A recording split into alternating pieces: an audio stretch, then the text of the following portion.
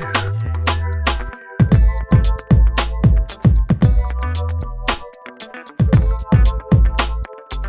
ontological nature says no.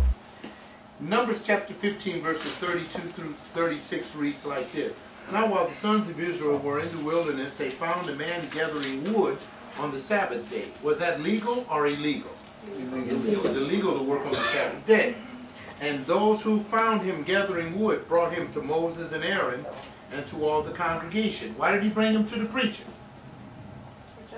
Now you think that they would have brought him to the preachers if the preachers was gathering wood? No.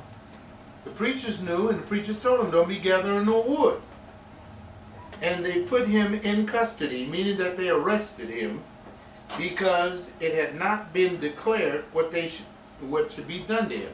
In other words, they said, we better hold him because we don't know what the preachers are going to say. Then the Lord said to Moses, the man shall surely be put to death. All the congregation shall stone him with stones outside of the camp. This is the ontological nature of God. See, God would never do that. I'm sorry. They said, we got to hold you, buddy. Why? Because we got to find out how God's going to judge us. And then it says, so all the congregation brought him outside the camp. Look what they did. They stoned him to death with stones, just as the Lord had commanded Moses. Now my friends that have these TV shows, mocking evangelicals, would say, can you believe? They would say, Pastor John. This is what they would say to me. Pastor John. I would say, what's up?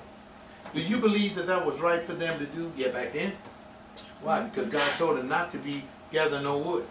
Why? Because he said to remember the Sabbath day, to keep it holy. Would you gather wood on the Sabbath day? Right, I'm not a Jew and that wasn't for me. He didn't tell me. He told me I ain't got no business sleeping with nobody like I'm married. Well, that's a little different. Wait a minute, command is command. Either way you look at it. You see, he's not going to get us for gathering wood. He's going to get us for some other things. That just like that may seem trivial to you, it is not trivial to God. So we see the Lord formulating a plan to deal with disobedience. That's what, see, we already handled. He's frustrated with us. He has a foundation for us. Now if we still don't do it, well, he got something formulated for you. He says, I got something for you. See that man gathering that wood? Bring him, hold him. And Moses goes to God. I don't know how God told Moses. Moses goes to God. This man was gathering wood, man. His family was cold. He needs to be warm. Okay, let me ask a hypothetical question. Your daughters are hungry. The wife sends you out into the marketplace to buy ideas to get some food. Ain't no food, no jobs, nothing. You go to the bread man and he just made 15 ovens of bread. You smell the bread, your baby smells it. They start crying next door. You ask the man for a loaf of bread. The man says no. The man leaves and go get some more flour for his bread. You got 10 loaves of bread sitting on the shelf right there, smelling good. Your babies are crying. What you gonna do? Somebody talk to me. Tell me the truth. I'm probably gonna take the bread and feed my babies, but live with the consequences. Say it. Say it again. I'm gonna take the bread, but I'm gonna live with the consequences. I'm gonna take the bread and give it to my babies, but I got to live with the consequences of me taking the bread. So therefore, you are not going to say when the man comes back and they found your fingerprint all on the wall, coming in the shop, taking the loaves of bread. You are not going to say you are innocent, right? No. Thank you. Because the minute you say that you are justified to take that bread to feed your babies, as a parent, you are justified to do whatever you can to keep your child alive. And if you say, Lord, I don't know anything else but to take this bread, then you should assume that when God sends you to jail, he wants you to be a witness in the tank. See how everybody else lives. What? Cedric, why are you looking like that? Does that make sense? That makes a lot of sense. Does it make sense? Because the minute you start saying God is wrong for saying, no, you broke the law. That was his bread. Now, you know what? That's a hard one, isn't it? It isn't? All right. See? Because that's the way we deal with it. That's the way we deal with it. Let me give you another one that's a little bit more difficult. Deuteronomy chapter 13, verses 9 through 11. Deuteronomy 13, 9 through 11. Just being real with it here. Because you know what? You know what I'm talking about. Well, yeah, but God understands my heart. No, ontologically, he don't understand nothing. He told you, thou shalt not steal. That's one of the commandments. And he didn't base it upon any particular condition that you may be going through. Now, he furthers his own devices by rendering judgment severe. 9 through 11. It says, but you shall surely kill him. Okay. Your hand shall be first against him to put him to death, and afterwards the hand of all the people. You shall stone him to death, because he sought to seduce you from the Lord your God, who brought you out of the land of Egypt, out of the house of slavery. And then all Israel will hear and be afraid, and will never again do such a wicked thing amongst you. Now this, you may ask, what is the context of this?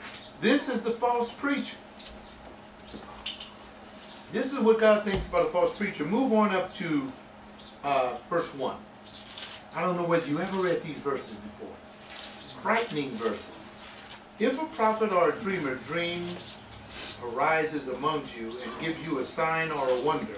In other words, anything you see on TBN. You see the fake miracles and all that stuff. And the sign or the wonder comes true, concerning which he spoke to you, saying, let us go after other gods, whom you have not known, and let us serve them. Look what he said, you shall not listen to the words of that prophet or that dreamer of dreams, for the Lord your God is testing you to find out if you love the Lord your God with all your heart and with all your soul. In other words, the preacher says to you, you're going to be rich, you're going to make it, and it happens. But God says, in complete opposition of what that preacher says. See, this is God, man, this is God. God says, all right, wait a minute, hold it. If you go to a soothsayer, you got a pastor, and the pastor says, God's going to bless you. God's going to make you a great person, and it's going to give you that. And God's going to turn his back on everything else and everybody else to make you such and such and such.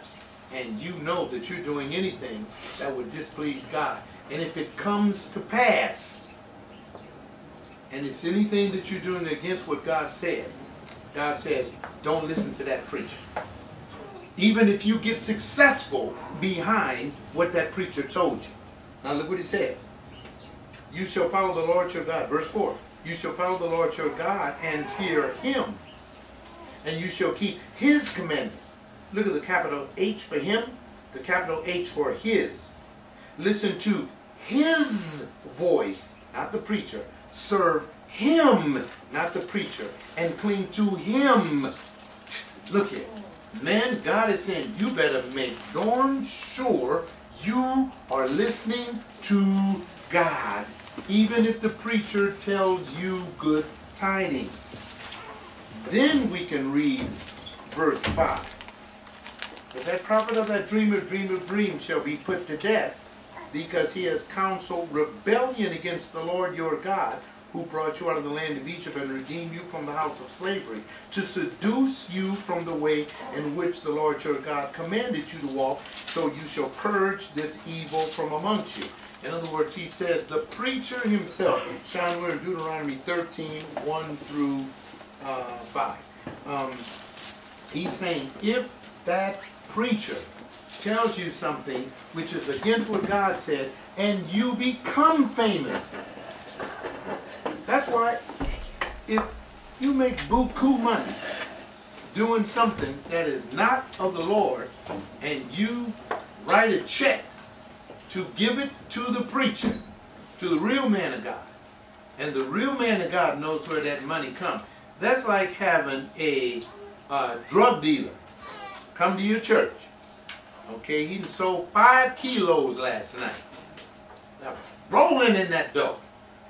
Drive up in a cream-colored Bentley, convertible top. Come and pick the preacher up, bring him to the church house.